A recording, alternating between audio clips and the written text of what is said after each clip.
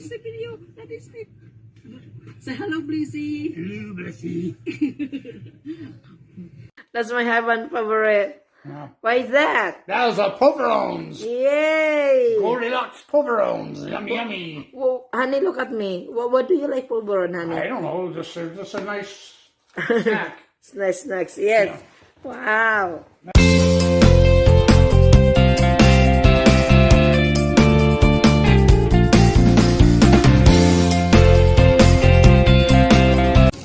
Hi mga busy.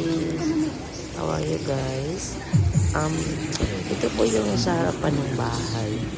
Sa harapan ng bahay ko kasi yung nilagay ko ng water. So, Orange gate. ma-advise ko po sa nagsa-start, kailangan po yung location is very important na mas maganda kung ang location nyo ay daanan talaga. Yeah. So, very important yun para po makita agad yung water refilling nyo. At ito pala yung mga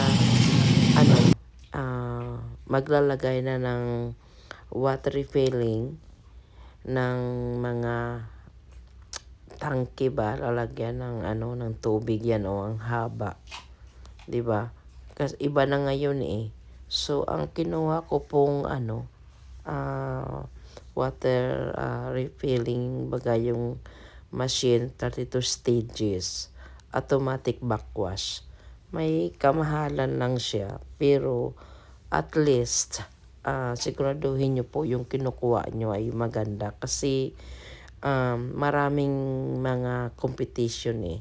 Maraming meron ding na mga na mga water refilling. So doon sa area ko sa alam ko lang na yung sa akin talaga updated kasi 32 stages yun eh, yung iba mga tag 20 lang.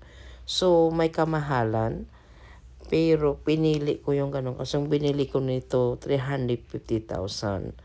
Pinili ko yung ganun dahil alam ko po na someday hindi ko na kayang bilhin yung mga ganun. Hindi ko na kaya. Kaya sinigurado ko na lang na kahit mahal, pero hindi agad-agad masira. Yan. So, i-install na nila ito. At yan ang nakikita niyo po yung kinukuha nila sa truck. Yan po ang dapat niya ilagay para maka-operate na. Siguro ang ma-advise ko sa start, mag-research muna kayo. Huwag pa bigla-bigla. Kasi ako, hindi naman ako nabigla. Pero hindi ako na-ready na maraming Hindi mo mag-ibos na ako na, Je!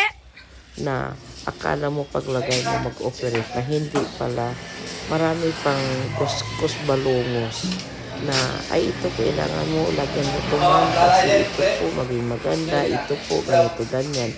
So hindi mo speak na may mga extra pa na na ilalagay.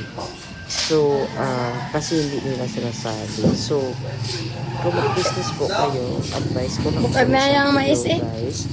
Bukag na yung mais. Kailangan may extra money. Hindi mag-an. Bukag na yung mais eh. Sa totoo lang, Pinadaan kilong ka mais. nahihirapan din ako kasi iniipon-ipon ko pa yung salary ko. Of course, ang dami ko yung mga bills, ang dami ko yung babayaran, lahat naman tayo, di ba? So, iniipon-ipon ko. Ding, baralala ito, Ding. Sulo, Ding. Bago ako makapagpadala. Kahit sabihin mo ay nasa Amerika, hindi mahirap ka maghanap ng pera dito. Kailangan mo magtrabaho. Hindi ka magtrabaho, paano ka makahanap ng pera, di ba? Tapos ang dami ng bills. So, nahihirapan din ako pero I always try my best. Naghahanap ako kung paano ko matugunan ang mga kulang. So, ginawa ko rin yung kaya ko sa awa ni Lord na makapadala din. Dinidivide ko rin yung kita ko kasi kailangan no choice. So kahit may kamahalan, piliin niyo po yung mga machine at saka magtanong-tanong din po kayo kasi marami din po kami pinuntahan eh. Nagtanong-tanong din po kami. At saka yun. So ito po, ina-assembly po nila. So yun lang po yung mga advice ko. Make sure po na tama. At saka palagi magtanong. Pag di nyo alam, huwag magkahilig tanong. Sabihin nyo, bakit ganyan? Bakit ganyan siya, ganito, ganyan, ganon. Huwag yung oo ng oo na hindi nyo po naintindihan. Yan lang po. Kaya ang nakikita nyo dito, yung install na yan ng water refilling. At saka yung location is very important. Nasabi ko naman yun. Kailangan mas maganda talaga pag sa daanan. Sa akin, daanan talaga yan. Pero kahit nasa loob-loob kayo, kung marami naman kayong kilala, yun, okay naman yun. At saka, ang sa akin kasi naman, may walk-in ako. Mga walk-in yung customer ko po, mas marami po ako resellers. Doon po ako talaga Luwala ka mo, sa sir? mga resellers ko. Pero, Ay, lahat yung para delivery maluto ang naman. panyaga. Meron din na sila kumukuha, pero ang dami kong delivery. Yun. Ay, balik na nila yan. And then, pag kumuha din tayo ng tao, Ginadala na nila kailangan na, din po dala na, nila sa ilaga, tulungan. na yung hindi marami. Kasi, baka yung Ang kita slim niya lang ko na, pupunta sir. lang po Ibalik na sa ko na niya. Ang bali, Ma'am Aisa. mga tao na babayaran. At saka, na-realize ko ang daming bayaran. Ang kurente, malaking Amo lang nila, Baldi. nababayaran. Dala pala na mo. Ganyan, dala daw. Kuryente ko malaki. 4 yung natatrabaho sa akin. 2 po yung sa loob na naghuhugas ng bagi, mag-repair, at saka 2 din po nag-delivery. So, yun po. So, kaya 4 po buwan-buwan binabayaran ko sila. So, kailangan talaga na mag-work. Maraming bibili, palaging pray araw-araw na maging maganda yung sales kasi 4 yung employee ko plus mga bills ko pa. So, yun. So, good luck na lang po sa lahat at always positive lang po. Kasi minsan, sumasakit talagang ulo ko na sabi ko, ang daming dapat i-maintenance. Yun.